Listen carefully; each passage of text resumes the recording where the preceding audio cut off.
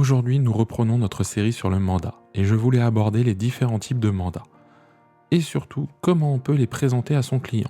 Car il y a parfois cette remise en question de ce que nous devons présenter à notre interlocuteur et ce que nous devons nous abstenir de lui dire. Alors bienvenue dans ce nouvel épisode et on y va.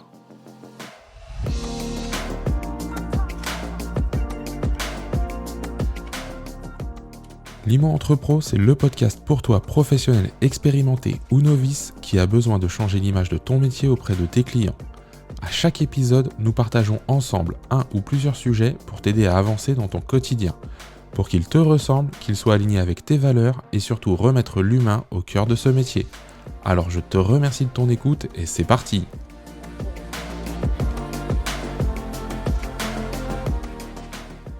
Avant d'aborder ce sujet de comment nous pouvons présenter notre offre à notre client, je sais que certains parmi vous sont assez nouveaux dans le métier et donc je vais te parler des différents types de mandats. Donc nous avons le mandat simple, le mandat semi-exclusif et le mandat exclusif. L'idée c'est qu'aujourd'hui je parle de ces différents types de mandats. Ils existent pour les mandats de vente mais également pour les mandats de recherche. En tout cas pour le mandat de recherche très souvent on voit le simple et l'exclusif. Donc, on va revenir sur ces critères et je vais pas revenir sur la différence entre mandat de recherche ou mandat de vente. Ça fera peut-être l'objet d'un autre épisode de podcast. Donc, je vais commencer par le mandat simple. Eh bien, le mandat simple, comme son nom l'indique, c'est que le propriétaire garde la possibilité, je me place dans le cadre d'un mandat de vente, de vendre par lui-même ou de signer et de s'engager auprès d'autant d'agences qu'il le souhaite. Ensuite, nous avons le mandat semi-exclusif. Le mandat semi-exclusif, le propriétaire s'engage avec un seul professionnel de l'immobilier, mais garde la possibilité de vendre par lui-même son bien, moyennant, suivant les mandats, rétribution ou non de l'agent immobilier. Et enfin, nous avons le mandat exclusif, où là le propriétaire s'engage à ne passer que par le professionnel de l'immobilier. Il ne peut pas passer par un autre professionnel, mais il ne peut pas non plus passer en direct avec un acquéreur. Donc voilà, ça c'était vraiment très rapidement le préambule. Maintenant que nous avons vu les différents types de mandats, eh bien, comment les présenter? D'accord? On sait que pour la plupart d'entre nous, le Graal, le mandat ultime, c'est le mandat exclusif. Et je suis plutôt d'avis à dire que oui, on se doit d'aller chercher un mandat exclusif en priorité. Donc, est-ce que je dois parler des autres? Est-ce que je dois tous les présenter? J'en suis pas si sûr. L'idée, c'est pas de faire de la rétention d'informations, c'est pas de cacher des choses, ce n'est pas non plus d'avoir peur de parler des autres, mais lorsque j'ai construit ma relation, lorsque j'ai avancé avec mon client, lorsque nous avons bâti une confiance mutuelle, qu'est-ce qui m'empêche de ne parler que du mandat exclusif? Alors attention, je mets des guillemets. Il n'y a pas si longtemps que ça, j'ai encore discuté avec des personnes qui me disaient: «Moi, je les présente tous et j'obtiens la plupart du temps le mandat exclusif». Je suis d'accord aussi, c'est une façon de faire, elle est tout à fait valable, il n'y a pas de mauvaise façon.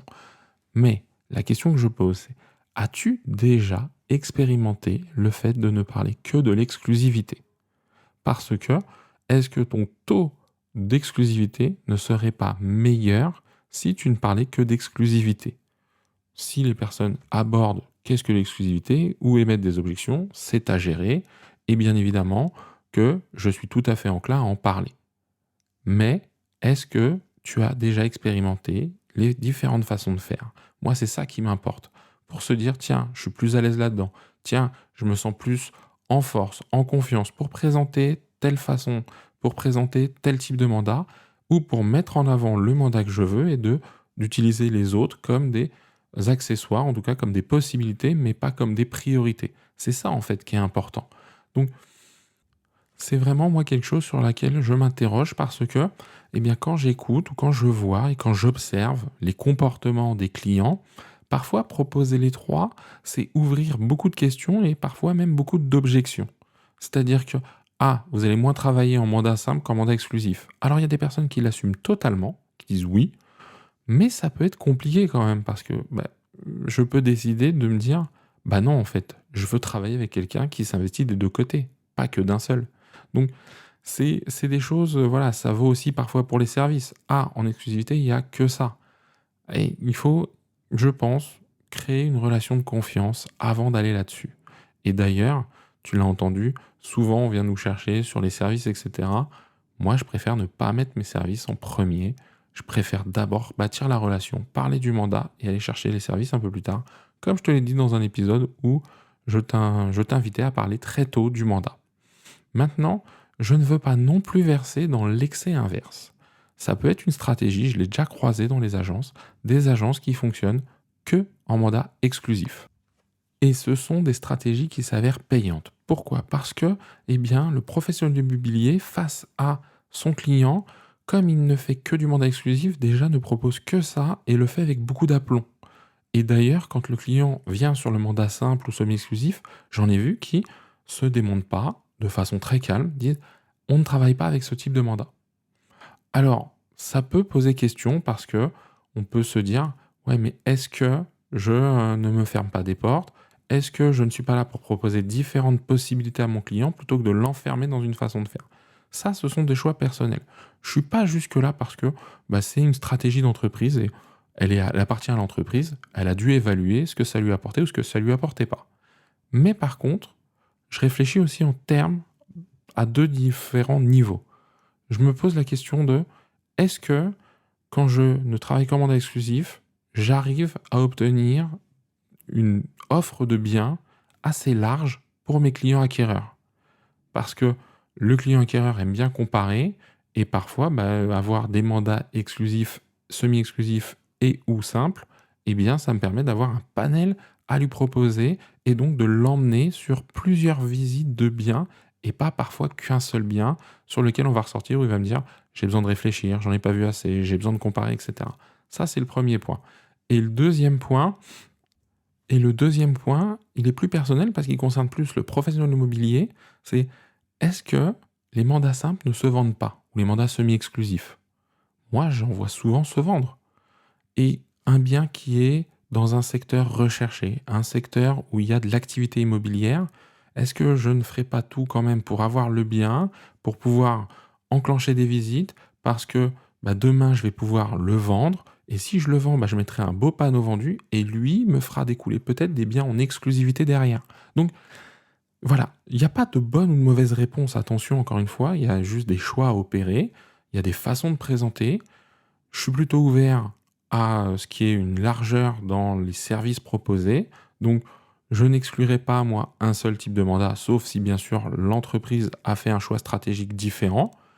Maintenant, dans ce que je viens de te dire, tu l'as bien compris, je mettrai l'exclusivité en avant parce que c'est là-dessus que je veux bâtir la relation. C'est là-dessus que j'ai besoin d'avancer parce que très souvent, eh bien, la relation de confiance, si elle est là, est-ce qu'on a vraiment besoin de deux agents immobiliers pour vendre son bien? Mais à côté de ça, si on avance en simple, moi je le dis, j'avancerai de la même façon, c'est-à-dire que limite je serai encore plus mort de faim. Pourquoi? Parce que l'exclusivité parfois apporte un certain confort, hein, on va se le dire.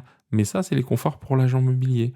Et quand il a un mandat simple, mais qui sait que c'est un mandat simple un peu sexy, c'est-à-dire vendable assez rapidement, eh bien il va se dépouiller, en tout cas il va se donner à fond parce qu'il sait qu'il a un bien qui risque de partir de la concurrence. Donc, vous voyez, c'est un peu quand même un truc limite. Je dis pas que tout le monde raisonne comme ça, hein, attention, peut-être que toi, tu ne raisonnes pas comme ça, mais dans les comportements, assez fréquemment, et c'est peut-être de là qu'il faut aller chercher de la nouveauté et aller chercher aussi une façon de le présenter à son client qui va faire que, naturellement, on va pouvoir aborder de façon sereine l'exclusivité et de se dire, tiens, on va vraiment créer une relation basée là-dessus et on va avancer ensemble et aboutir à votre projet et à ce qui va en découler. Voilà. Donc, tu l'auras compris, c'est un épisode qui est sur la série sur le mandat, donc je t'invite, si tu n'as pas écouté les autres, parce que c'est un ensemble, à écouter les précédents, les suivants sur cette série sur le mandat, parce que tout se tient, hein, les éléments sont liés les uns aux autres. Et moi, je te remercie des quelques minutes passées ensemble. Et surtout, si tu souhaites débattre sur le sujet, aller plus loin, échanger, eh bien, tu peux rejoindre le groupe privé Facebook Limo Entrepro. Je serai ravi de t'y accueillir. Je te donne rendez-vous la semaine prochaine pour parler d'Imo Entrepro. D'ici là, prends soin de toi et de tes clients.